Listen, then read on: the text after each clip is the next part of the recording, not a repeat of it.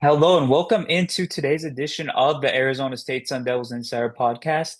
My name is Kevin Hickson. I am your lead beat writer for the Arizona State Sun Devils on SI, and I'm so grateful to be joining you on this beautiful Thursday afternoon. We are now roughly 2 to 3 weeks away from Arizona State football, getting back into full swing with spring practices. Uh, There is not necessarily a date that has been set for the onset of spring practices yet, but the fact that it is now that time of the year where it's upon us, we are right around 6 months until the start of the 2026 regular season starting to set in that it is getting very near. About 180 days or so remain in the off season, and it gets very, very laborious to wait for the start of the season um, during the summer months, but uh, it's very strong. Uh, this sense of anticipation is very strong right now, and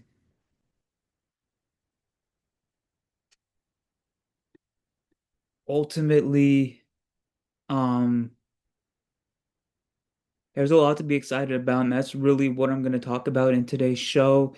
Uh, I didn't really plan out what I was going to talk about in order or anything, but there were three things that I really wanted to talk about, uh, topic-wise. The first one of which is going to be the most obvious thing that people focus on between now and the start of the season or whenever it's decided is the quarterback position battle. This is going to be one of the most closely watched things within the Arizona State football program over the next few months. Cutter Boley, we all know, is the favorite to be the starting quarterback, but Mikey Keene will get a chance to compete, and Jake Fede slash Cam Dyer will get opportunities as well, although their opportunities will be more relaxed, I'd say. Um, it got me thinking when Bill Connolly of ESPN released his Power Four quarterback rankings. He ranked Boley number 35, which was number eight in the Big 12, which is roughly in the middle of, I believe, 68 Power Four quarterbacks. Um, And I think that's probably a fair spot at the moment. I think that there is a lot of room for Cutter to grow. And I've said for a while that I believe that Jake Fede and Cam Dyer will impress during offseason programs, but that's obviously far from a guarantee. And how many first team reps each will get is unclear. But I like the quarterback room that they have. I think that Mikey Keene is very, very experienced, very, very accurate, very, very consistent in general throughout his college career. And if Boley does end up winning the job, I think that he has the perfect arsenal at his display to really break through. He had a 15 touchdown, 12 interception season that we all know about at Kentucky last season. There was moments of brilliance and moments of uneven play as well, but he didn't have that much talent around him. It was probably the bottom of the barrel in the SEC as far as surrounding talent. Uh, Very uncertain coaching situation that was around him. Now he has extreme stability as far as it comes to coaching. He has elite receiving talent around him. He has a promising running back room behind him, and he has several capable players blocking for him. So he's going to have a lot of things going his way as far as what's in his arsenal to succeed. And I think by the end of the season, if Boley gets to start, that he really could work his way up that quarterback hierarchy. Is he going to be a Heisman contender? I don't know. It's way too early to say anything about that, but he, a lot like Levitt last season, has a lot of things to like on paper. heading into the season. And that leads me into my second thing, something that I'm going to be really, really focused on personally during spring practices is how the incoming transfer portal players and the incoming freshman recruiting class perform. Obviously, like I said, Jake Fetty, he is the most highly touted recruit that Arizona State has brought in, I'd say, since Jaden Daniels. You could say Jaden Rashada possibly, but Arizona State was in a lot more uncertain position when that happened. I'd probably say since Jaden Daniels. He's very talented, but still has a ways to go in terms of mechanics and all of that stuff. Um, Carde Mack is going to be a player that I really pay attention to. He was really, really impressive in that one practice they participated in Tempe prior to Arizona State's bowl game against Duke to end last season. He's in a very, very competitive running back group that has five other very, very capable backs. It's going to be interesting to see how the snap distribution and touch distribution go between that group.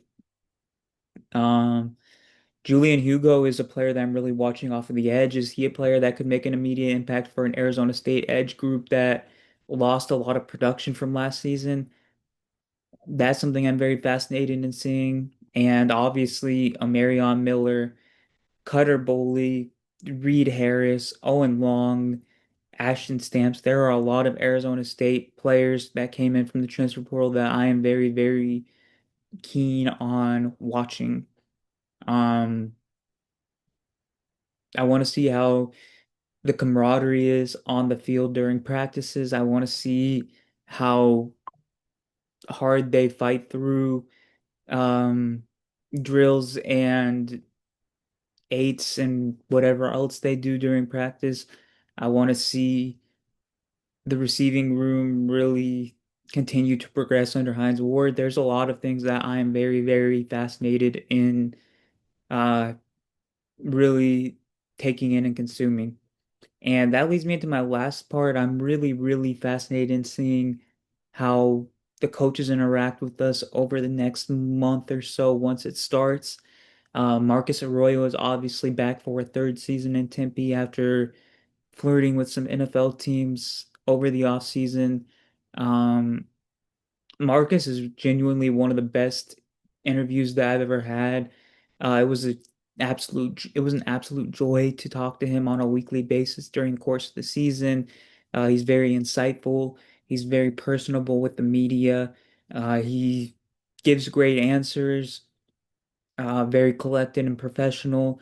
Just can't say enough good things about him. And I'm very interested in seeing what he has to say about the quarterback room, about the running back position battle, about what he sees out of his star receivers, everything. Uh, and same with Brian Ward. Brian Ward has been amazing in his own right. And I really want to see how things have progressed strength training wise, how the position groups have meshed together. And obviously, talking to Kenny Dillingham is going to be a big thing as well. We haven't gotten a chance to talk to him in a scrum or a press conference setting since mid to late December, at least in Tempe.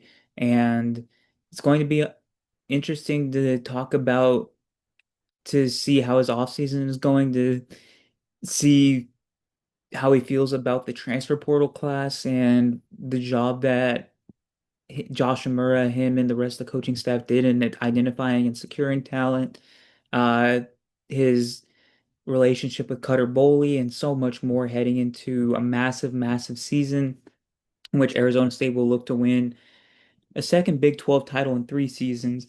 Um, I'm ready for spring ball to begin. And that's really all I have heading into those massive few weeks of action. Until then, thank you so much for tuning in to Arizona State Insiders podcast. Once again, my name is Kevin Hicks, and I want to thank you so much for tuning into the show each and every day. Your support means the world to me, and I couldn't do without you. See you with another episode tomorrow. Thank you so much.